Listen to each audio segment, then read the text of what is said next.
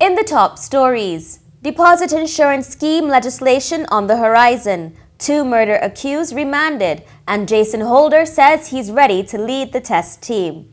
Welcome to Nation News for Monday, September 14th. I am Janelle Ward.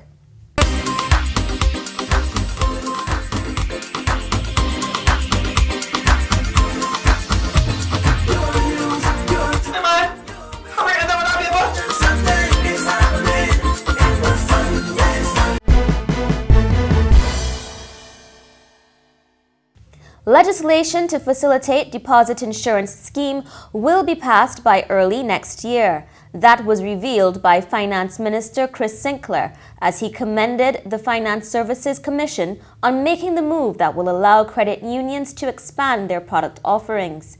Speaking at the opening of the third branch of the BWU-CCU at Oyston's Sunday evening, the minister gave his full endorsement to the plan that was announced last week by CEO of the Finance Services Commission, Randy Graham. This is welcome news for members, I believe, who are substantial investors in the credit union movement in Barbados and otherwise.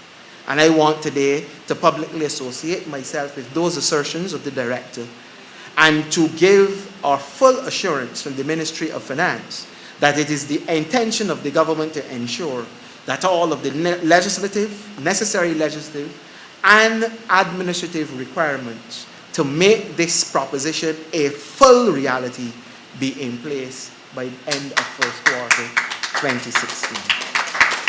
President of the Small Business Association, Dalton Medford, said they would be lobbying government for a registered education program to help fund tertiary studies.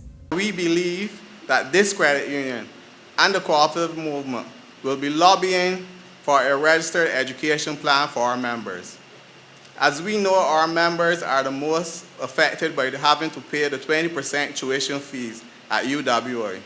Our membership is made up of mostly wage earners who are at the bottom of the pay scale, and we believe that this, as a tax incentive, will be a win-win for the government and the members of the credit union movement by extension. The wife of the man who recently gained custody of 3 children who were in an alleged abusive environment believed it could have been avoided. Katie said when she and Alvin went to court in 2009 and she presented photographic evidence, they were ignored.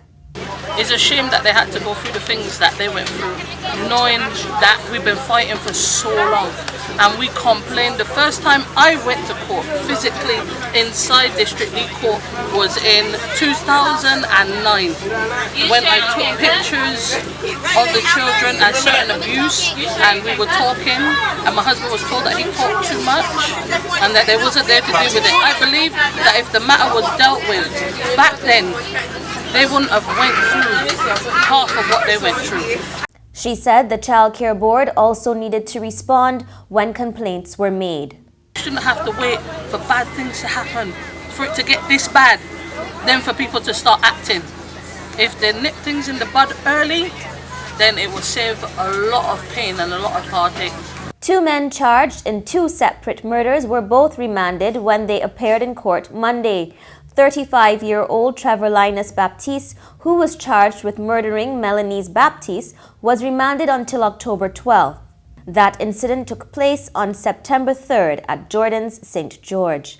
Meanwhile, 27-year-old James Matthew Watson was also remanded until October 12th when he appeared in court. Watson is accused of murdering Wade Bridgman on Saturday at Combermere Street in the city. The pair was involved in an altercation and Bridgman received a stab wound to the torso. He passed away at the Queen Elizabeth Hospital.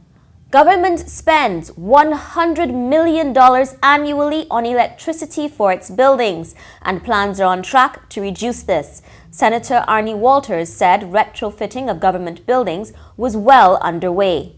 Furthermore, the government of Barbados recognizes that lighting and air conditioning systems account for a very large percentage of the approximately $100 million for Barbados that we spend annually in electricity charges in government-owned buildings.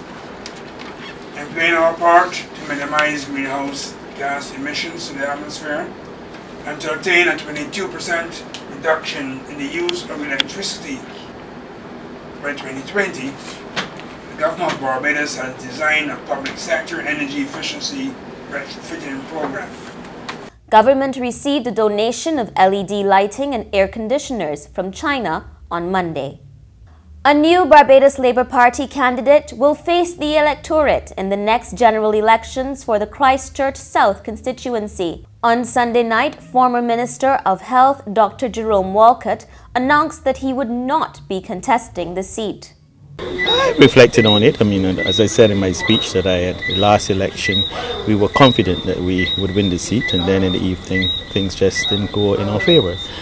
And having given it reflection, I said it probably is best for it to move on, and I've decided to move on. I agonized about it for a while, but in life, as I said, sometimes you have to make tough decisions.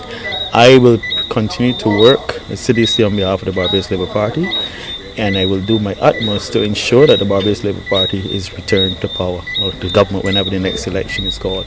And I will continue to work tirelessly in the interest of the party and doing whatever is necessary to bring the Barbados Labour Party back into the reins of government in Barbados.